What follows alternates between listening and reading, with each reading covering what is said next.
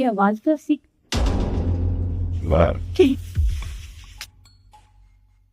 शिखा, क्या हुआ बेटा? तू ऐसे पीछे मुंह करके क्यों खड़ी है? तुझे तो भूख लगी थी ना। वो मम्मी जी मैं ही चिल्लाई, वो ना मुझे दर्द हो रहा है। पेट में दर्द हो रहा है? अरे पर अभी तक तो बिल्कुल ठीक थी, अब अचानक से ऐसे कैसे? क्या हुआ बेटा? तू ठीक तो है ना? हाँ मम्मी जी मैं ठीक हूँ। तो क्यों? क्या हुआ बेटा? तू अभी तक तो बिल्कुल ठीक थी और कह रही थी कि मुझे भूख लगी है, अब अचानक से दर्द कैसे हो रहा है? हाँ मम्मी जी वो पता नहीं क्या हुआ, यहाँ आती ना दर्द शुरू हो गया है। मुझे लगता है हमें डॉक्टर के पास चलना चाहिए। हम हॉस्पिटल चले? हाँ चल। एक मिनट आंटी जी, आप लोगों को कहीं भी जाने की कोई जरूरत नहीं है, क्योंकि आपकी बहू कोई माँ बनने वाली नहीं है। वो आप लोगों से झूठ बोल रही है। पागल हो गई हो क्या? क्या बकवास कर रही हो? मैं माँ नहीं बन सकती? अंधी हो, देख नहीं सकती मेरा पेट? क्या बोल रही मम्मी जी? है कौन ही बोलने वाली? दिमाग खराब हो गया है तुम्हारा? अरे क्या अनाप शनाप बोले जा रहे हो मेरी बहू के बारे में? अरे ये माँ बनने वाली है।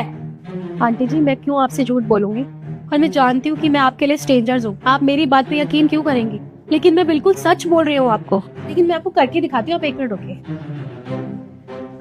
मम्मी जी कुछ सबूत नहीं है, और देखिए आप इसकी बातों पे क्यों भरोसा कर रहे हो? मेरे पेट में बहुत दर्द हो रहा है, आप डॉक्टर के पास चलिए मम्मी जी प्लीज। एक मिनट बेटा, बकवास करने की ना कोई जरूरत नहीं है। अरे मेरे बहू पेट से है और हम तुम्हें जानते भी नहीं है, और तुम कह रही हो कि मैं तुम्हारी बात पे भरोसा करूं? ठीक है आंटी जी, आपको मेरी बात पे यकीन करने की कोई जरूरत नहीं है। मैं आपको करके दिखाती हूँ, सब आपके सामने आ जाएगा। आप एक सेकंड दीजिए मुझे।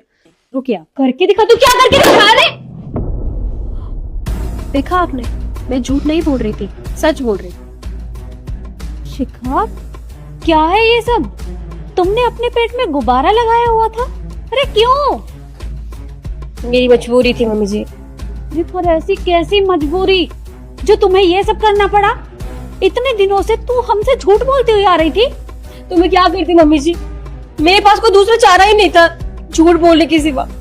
और वैसे भी क्या बच्चा, मम्मी जी मैं तो कभी माँ बन ही नहीं सकती। क्या बकवास कर रही है? ऐसा कैसे हो सकता है? यही सच है।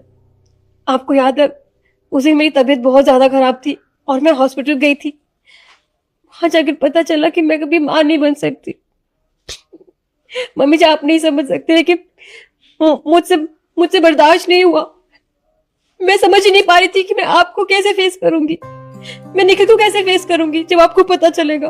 क्योंकि आप लोग कितना खुश थे, मैं कितनी खुश थी। मुझे लगा शायद मेरी वजह से घर में खुशियां लौटने वाली है, लेकिन मैं गलत थी मम्मी जी। फिर मैंने डिसाइड किया कि मैं आपको सच नहीं बताऊंगी। फिर मैं अपनी दोस्त से मिली, वो डॉक्टर है मम्मी जी।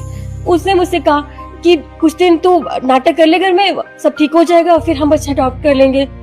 सोचा था आप लोग कितने खुश हैं, लेकिन मुझे नहीं पता था कि ये अचानक से इस तरह से सब कुछ सामने आ जाएगा।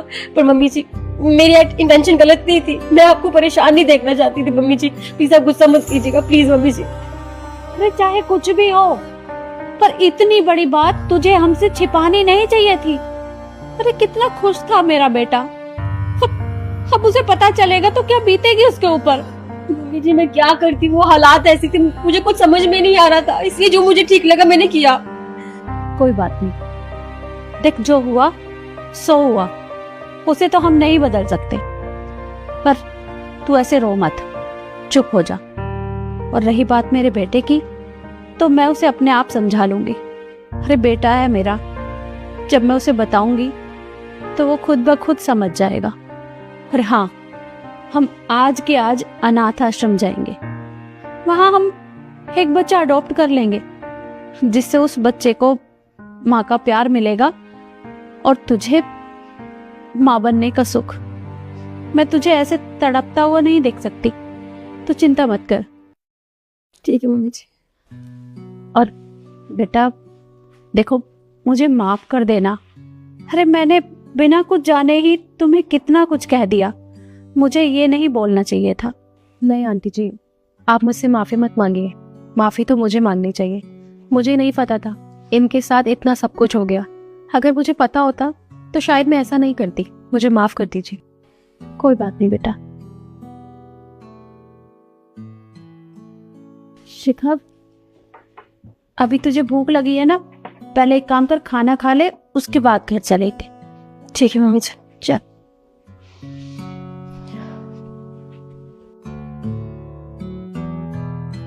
माँ, ये ड्रेस देखना, मैंने ऑनलाइन मंगाई, बहुत ट्रेंडिंग पे थी, कैसी लग रही है? शिखा जल्दी चलो यार, हम लेट हो रहे हैं चलने के लिए।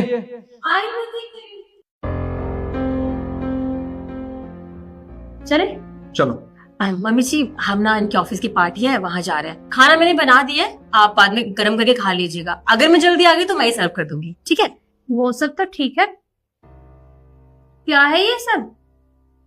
ये किस तरह के कपड़े पहने हैं तुमने? अरे तुम्हें पता तो है ना, ये तुम्हारा ससुराल है, और ससुराल की भी कोई इज्जत होती है।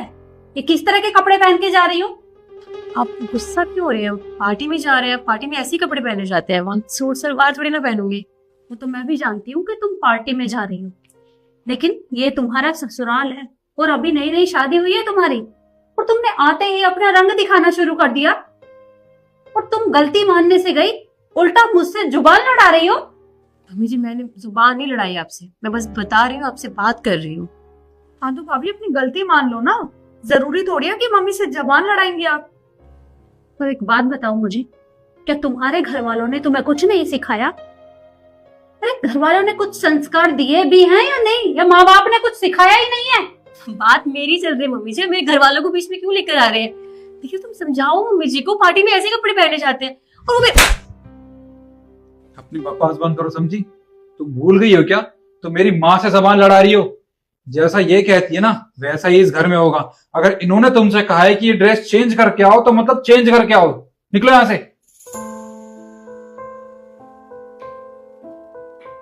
भैया, अगर आप अभी से स्ट्रिक्ट नहीं हुए ना, तो भाभी ऐसे सर पे चढ़ जाएंगी, और लोग आपको फिर जोरू का गुलाम बोलेंगे।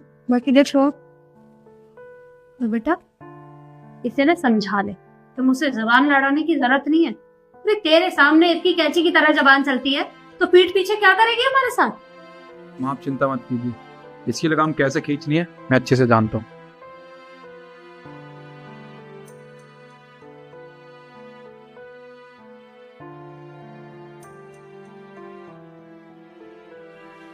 देखो बहू, आज तुमने जो भी किया वो बहुत गलत था, लेकिन मेरी बात कान खोल कर सुन लो।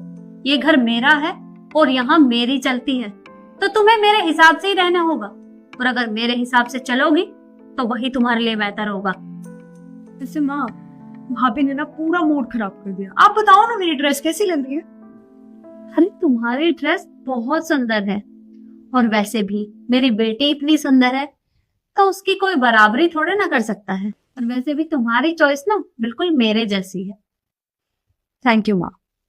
वैसे भाभी, आपको मम्मी से जबान नहीं लड़ानी चाहिए थी। खैर छोड़ो, जो हो गया सो हो गया। अब ये तो बता दो कि मेरी ड्रेस कैसी लग रही है? क्या हुआ? दीदी कुछ पूछ रही है, इसे जवाब दो। सुनाई नहीं दे रहा क्या तुम्हें? मेरी बहन तुमसे कुछ पूछ रही है, जवाब दो इसको। अरे बेटा रहने दे, ये जवाब क्यों देगी? अरे मुझे अच्छे से पता है, जलती है मेरी बेटी से। हाँ माँ, सही कह रहे हो आप। भाभी ना मुझसे बहुत जलती है। बस करो, बहुत हो गया, कुछ भी बोले जा रहे हो। एक ही बात बार बार बोलते हुए थकती नहीं हो क्या आप लोग? बहुत बोले मेरे बारे में, अगर किसी ने कुछ भी बोला ना, मैं बर्दाश्त नहीं करूंगी। अपनी जबान को लगाम दो। तुम्हें अभी एक थप्पड़ लगा है ना, तुम क्या चाहती हो? मैं तुम्हें इस घर से बाहर निकाल दूं? यहाँ मेरी माँ और बहन बैठी हैं। अगर तुम्हें इस घर में रहना है तो इनसे तमीज से बात करनी होगी, वरना धक्के मार के निकाल दूंगा तुम्हें यहाँ से। मुझे रहना भी नहीं है इस घर में। और तुमने कौन सा हाथ उठा के बहुत बड़ा काम किया है?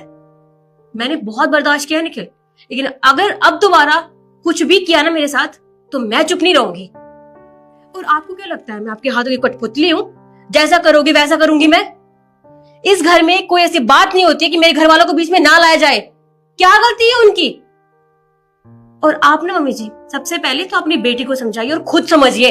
आपकी बेटी कुछ भी पहने, वेस्टर्न ड्रेस हो, कुछ भी हो, आपको कोई दिक्कत नहीं होती है। लेकिन अगर आपकी बहू कुछ पहन लेती है, तब आपको बहुत दिक्कत हो जाती है। अरे जिस घर में बहू को बेटी का दर्जा ही नहीं मिल सकता, मैं क्यों रहूं ऐसे घर में? मुझे ऐसे घर में रहना ही नहीं है। शिखा, शिखा मेरी बात सुनो। शिखा, देख लिया भैया, भाभी को ज्यादा सर पे चढ़ाने का नतीजा।